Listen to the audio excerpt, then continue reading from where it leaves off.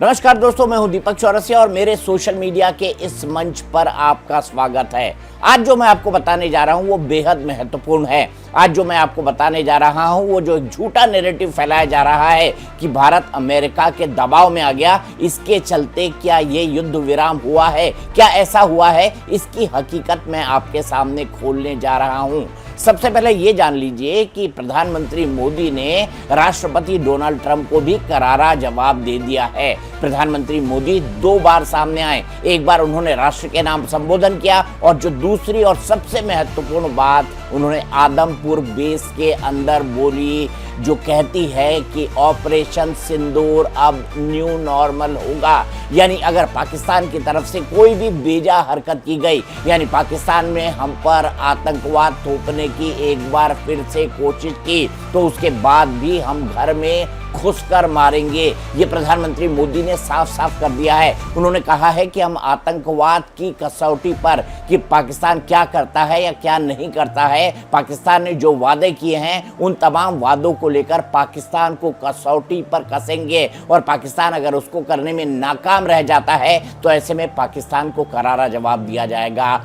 एक बार फिर से ऑपरेशन सिंदूर चलाया जाएगा और घर में घुसकर मारेंगे। आज प्रधानमंत्री ने जो जिन शब्दों का इस्तेमाल किया उसमें उन्होंने ये नहीं कहा कि घर में घुसकर मारा, उन्होंने कहा कि घर में घुसकर मारेंगे। ये प्रधानमंत्री नरेंद्र मोदी का कहना है। प्रधानमंत्री नरेंद्र मोदी ने आज क्या जयकारे लगवाए हैं आदमपुर एयरबेस पे, और आदमपुर के इसी एयरबेस के बारे में सबसे ज्यादा अफवाह पाकिस्तान ने फैलाई थी। ये हमारी सबसे बड़ी बेस है, ये हमारी सबसे प्रमुख बेस है। जब हमको पाकिस्तान पर हमला करना होता है उसके लिहाज से, इसीलिए आदमपुर एयरबेस को पाकिस्तान ने निशाना बनाया था। लेकिन हमारे S-400 मिसाइल डिफेंस सिस्टम ने, हमारे आकाश मिसाइल डिफेंस सिस्टम ने और आकाश की मिसाइलों ने पूरी तरह से इस जो हमले को है वो नेस्तनाबूद कर दिया।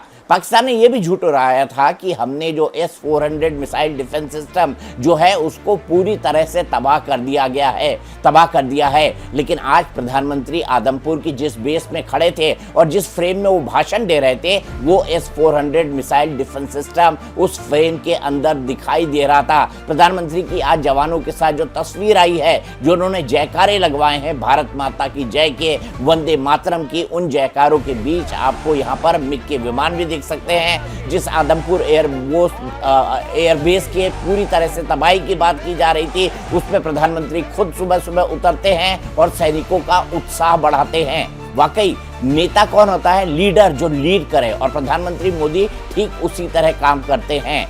तो प्रधानमंत्री मोदी ने कैसे ट्रंप को चताया है। दरअसल ट्रंप बार बार ये कहते रहे, कल भी उन्होंने कहा, परसों भी उन्होंने कहा, उन्होंने बार बार ये जताने और कहने की कोशिश की कि जो कुछ हुआ है मेरे कारण हुआ है। ट्रंप को दरअसल बढ़ चढ़कर ये बात कहने की आदत है कि दुनिया में जो कुछ हो रहा है मेरे कारण हो रहा है। लेकिन ट्रंप नहीं जानते थे कि उनको इतना करारा जवाब मिलेगा। आप ये सोच रहे होंगे कि प्रधानमंत्री मोदी ने ट्रंप का नाम तो नहीं लिया, लेकिन ट्रंप का नाम न लेकर भी उन्होंने काफी सारी चीजें साफ कर दी हैं। ट्रंप ने कहा था ना कि हम उनके साथ ट्रेड करेंगे। अरे आप उस पाकिस्तान के साथ डोनाल्ड ट्रंप जी ट्रेड करेंगे जो पाकिस्तान आतंकवादियों को पालता और पोसता है। और यह भी एक हकीकत है ना कि पाकिस्तान के एक मंत्री ने कहा था कि अमेरिका, यूरोप और ब्रिटेन के कहने पर हमने 30 साल तक अपने घरों के अंदर आतंकवादी पाले हैं।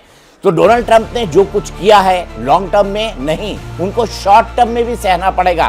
दरअसल डोनाल्ड ट्रंप ने आने के बाद बड़े बड़े दावे किए थे। पहला दावा उनका क्या था? उनका ये दावा था कि वो रूस और यूक्रेन के युद्ध को रुकवा देंगे। युद्ध रुक पाया? नहीं रुक पाया। दूसरा उन्होंने कहा था कि वो इजराइल और हमास के युद्ध को खत्म कर देंगे। क्या युद्ध रुक पाया? नहीं रुक पाया। तीसरा उन्होंने ये कहा है कि हमने भारत और पाकिस्तान के बीच डील ब्रोकर कर दी है, और भारत और पाकिस्तान के बीच डील ब्रोकर होने के बाद अब दोनों सीज फायर को राजी हो गए हैं। हम सीज फायर को राजी तो हुए। ये बात भी सच है कि अमेरिका के नेताओं ने हमसे बातचीत की थी। ये बात भी सच है कि अमेरिका के नेताओं को उनकी क्वेरीज का जवाब हमने दिया था। लेकिन जवाब में हमने क्या कहा था कि अगर हम पर पाकिस्तान ने फिर से हमला किया तो हमारा रिस्पॉन्स वेरी वेरी स्ट्रांग होगा। ये एग्जैक्ट शब्द थे जो जेडी वेंस को प्रधानमंत्री नरेंद्र मोदी ने कहे थे। तो अमेरिका को क्या क्या जता दिया? ए, ऑपरेशन सिंदूर हमारा बदस्तूर जारी रहेगा। बी क्या बताया है कि आतंक के मामले में हमने नई लक्ष्मण रेखा खींच ली, और लक्ष्मण रेखा ये कहती है कि अब आतंक हो आतंकी हो या फिर उसको प्रश्रय देने वाली सरकार, हम दोनों में किसी भी तरह का भेद नहीं करेंगे। और तीसरा, अब कोई भी हमला हुआ तो घुसकर ठोकेंगे। और चौथी बात उन्होंने क्या साफ कर दी? उन्होंने साफ कर दी कि पाकिस्तान से जो बातचीत होगी वो पाकिस्तान ऑक्यूपाइड कश्मीर से होगी, आतंकवाद को जड़ से खत्म करने के मुद्दे पर होगी। तो जो ट्रंप कह रहे थे कि न्यूट्रल जगह पर जाकर भारत और पाकिस्तान बातचीत करेंगे, इस बात को भारत ने सिरे से ठुकरा दिया है। प्रधानमंत्री मोदी ने कैसे न्यू नॉर्मल की बात कही, आप भी सुन लीजिए। उसके यूएवी, पाकिस्तान के एयरक्राफ्ट और उसकी मिसाइलें हमारे सशक्त एयर डिफेंस के सामने सबके सब ढेर हो गए। मैं देश के सभी एयरबेस से जुड़ी लीडरशिप की, भारतीय वायुसेना के हर एयर वॉरियर की हृदय से सराहना करता। आपने वाकई बहुत शानदार काम किया है। साथियों, आतंक के विरुद्ध भारत की लक्ष्मण रेखा अब एकदम स्पष्ट है।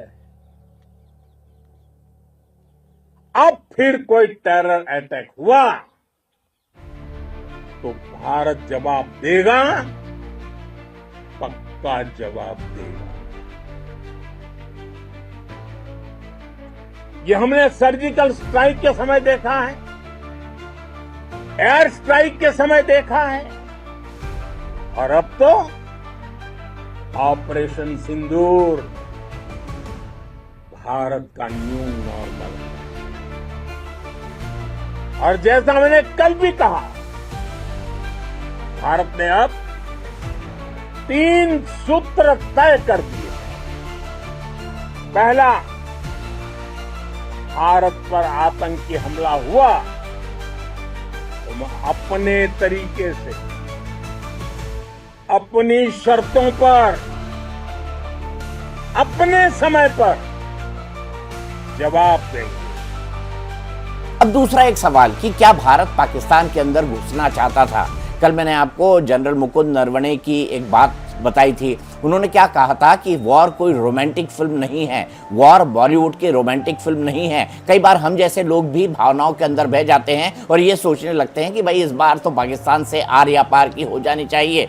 क्या आज के इस युग के अंदर पाकिस्तान जैसे राष्ट्र का समूल नाश किया जा सकता है? बोलने के लिए तो बहुत अच्छा लगता है कि हमको ऐसा कर देना चाहिए, पाकिस्तान ऑक्यूपाइड कश्मीर को अपने में ले लेना चाहिए, और हमारी संसद का ये रेजोल्यूशन भी है। लेकिन ऐसा करने से भारत को क्या लाभ होगा? मैं आपको बताऊं, एक वॉर के अंदर हम लाहौर तक घुस गए थे, हमने लाहौर तक क्लेम कर लिया था। उसके बाद हमारे और उनके बीच में क्या हुआ था? हमारे और उनके बीच में ताशकंद समझौता हुआ था। ताशकंद समझौते के बाद असामयिक तौर पर लाल बहादुर शास्त्री को जान गंवानी पड़, लाल बहादुर शास्त्री की असामयिक तरीके से जान चली गई थी।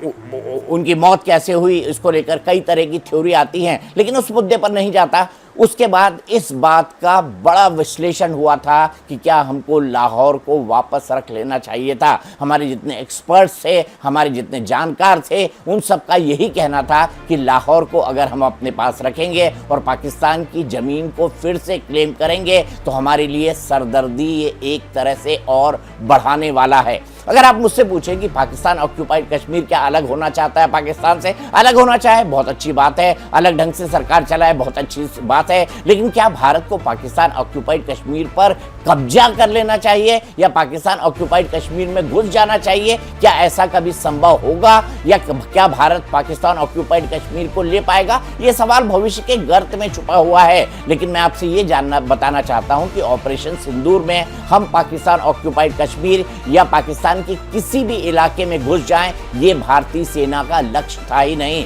भारतीय सेना का साफ साफ लक्ष्य था। वो साफ साफ लक्ष्य क्या था? वो साफ साफ लक्ष्य ये था कि आतंक के जितने भी अड्डे हैं उनको तबाह किया जाए और आतंक के इन अड्डों को नेस्तनाबूद किया जाए। हमने 21 में से 9 अड्डों को पूरी तरह से नेस्तनाबूद कर दिया है। 100 से ज्यादा आतंकवादी मारे गए हैं। हमने IC-814 कांड, भारत में जितने बम विस्फोट हुए, भारत में जितने आतंकवादी हमले हुए, उससे जुड़े जो आतंकी और उनका इंफ्रास्ट्रक्चर है उसको तबाह किया, और साथ ही साथ संसद पर हुए आतंकवादी हमले और 26/11 के जो आतंकी हमले हुए थे उसमें जो जिन आतंकवादियों का रोल था उन कैंप्स को पूरी तरह से तबाह कर दिया गया है। इसमें मुरीदके का जो लश्कर तैयबा का हेडक्वार्टर है वो शामिल है, इसमें बहावलपुर का जैश ए मोहम्मद का जो हेडक्वार्टर है वो शामिल है। तो क्या भारतीय सेना ऑपरेशन सिंदूर के वक्त किसी भी स्थिति में पाकिस्तान के अंदर घुसना चाहती थी? बिल्कुल नहीं घुसना चाहती थी। लेकिन अगर पाकिस्तान हमारी तरफ घुसने की कोशिश करता,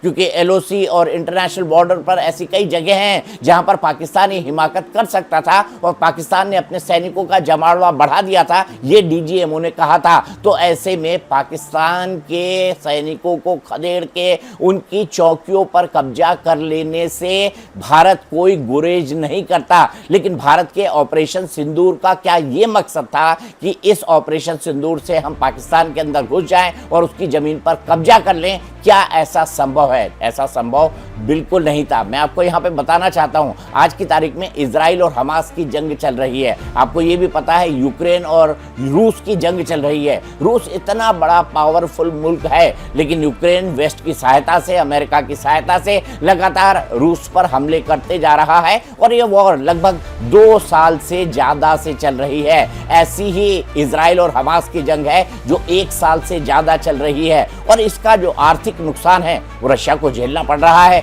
यूक्रेन पूरी तरह से बर्बाद हो चुका है, गाजा पूरी तरह से बर्बाद हो चुका है, और इजराइल को भी इसका दंश झेलना पड़ेगा। लेकिन इजराइल के साथ सबसे बड़ी बात यह है कि उसकी आर्थिक स्थिति बहुत मजबूत है। इजराइल में मुट्ठी भर लोग रहते हैं भारत की तुलना में, लेकिन भारत को 145 करोड़ लोगों के पेट भी पालने हैं। भारत को अपने 145 करोड़ लोगों के बारे में भी सोचना है।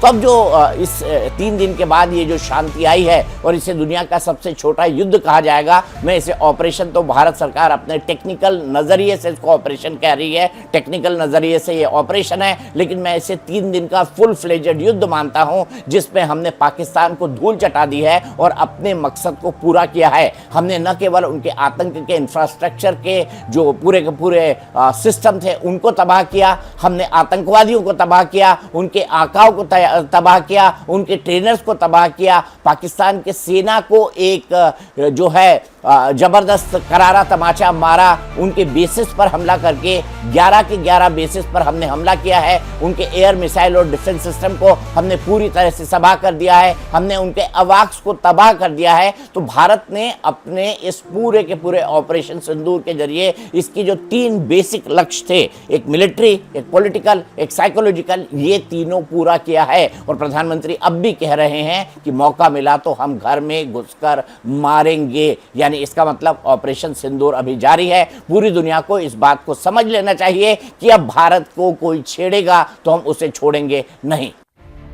और धर्म की स्थापना के लिए शस्त्र उठाना ये हमारी परंपरा है। इसलिए जब हमारी बहनों, बेटियों का सिंदूर छीना गया तो हमने आतंकियों के धन को उनके घर में घुस के कुचल दिया। भारत माता की जय! भारत माता की जय! भारत माता की जय! वो कायरों की तरह छिप कर आए, लेकिन भूल गए उन्होंने जिसे ललकारा है वो हिंद की सेना।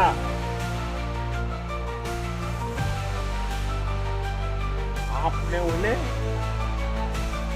सामने से हमला करके मारा, आपने आतंक के तमाम बड़े अड्डों को मिट्टी में मिला दिया। 9 आतंकी ठिकाने बर्बाद हुए, 100 से ज्यादा आतंकियों की मौत हुई। आतंक के आकाओं को अब समझ आ गया है, भारत की ओर नजर उठाने का एक ही अंजाम होगा, तबाही। भारत में निर्दोष लोगों का खून बहाने का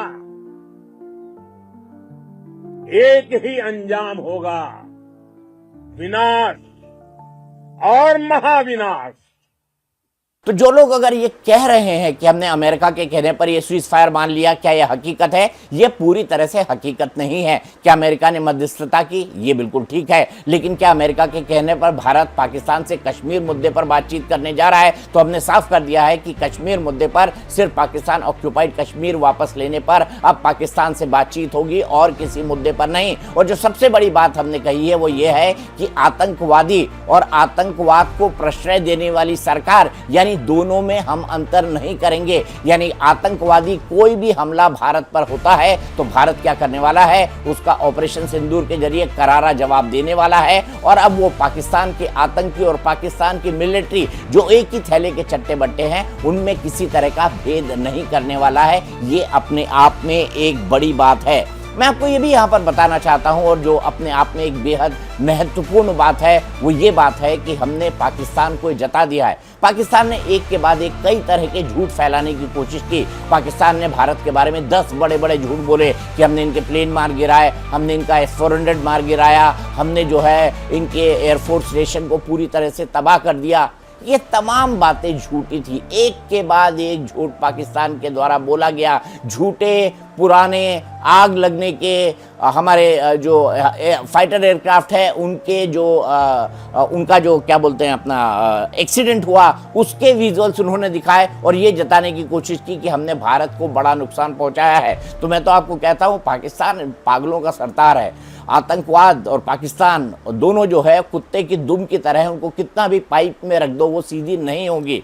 तो आप अगर मुझसे ये जानना चाहेंगे कि पाकिस्तान क्या इस हरकत के बाद सुधर जाएगा? नहीं, कुछ टाइम तक वो शांत बैठेगा, तब तक आतंकी फैक्ट्री में वो नए आतंकियों को तैयार करेगा। उसके मदरसे से फिर कुछ लड़के निकलेंगे, उन लड़कों को जो है जिहाद की ट्रेनिंग दी जाएगी। और जनरल असीम मुनीर कह रहे हैं ना कि हमने तो जिहाद मुकम्मल कर दी है भारत के ऊपर। तो असीम मुनीर साहब अब आप अपनी कुर्सी बचा लें, वही अपने आप में एक बहुत बड़ी बात होगी। आपके फौज के जनरल की अय्याशियों के किस्से, आपके फौज के जनरल के शराब पीने के किस्से, आपके फौज के जनरलों की अपने लोगों पर जुर्म के किस्से पाकिस्तान और उसके आसपास के इलाकों में कितना फेमस है आप जानते हैं। लेकिन इस पूरे के पूरे वीडियो का टेक अवे ये है कि भारत आगे जो भी करेगा अपने शर्तों पर करेगा। डोनाल्ड ट्रंप के ट्वीट को, जेडी वेंस के ट्वीट को या मार्को रूबियो की बात को हमको कितना महत्व देना चाहिए? उतना ही जितना डोनाल्ड ट्रंप को महत्व मिलता है दुनिया के बाकी इलाकों के अंदर। यानी ट्रंप बातें तो बड़ी बड़ी करते हैं, जमीन पर कुछ उतर कर नहीं आ पाता।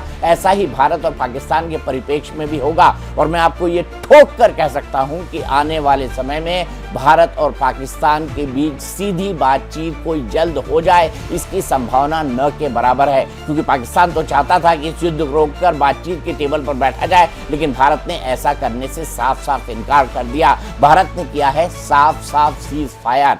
तो पाकिस्तान की चाल, चेहरा और चरित्र हम जरूर देखेंगे, लेकिन हमने आतंकी के मुद्दे पर अपनी लक्ष्मण रेखा को खींच दिया है और उस लक्ष्मण रेखा को और गहरा भी कर दिया है। आपको मेरा वीडियो कैसा लगा? आपको मेरी बातें कैसे लग रही है? प्लीज़ कमेंट बॉक्स में मुझे बताइएगा, मेरे साथ बात करिएगा, मुझे बड़ा अच्छा लगेगा।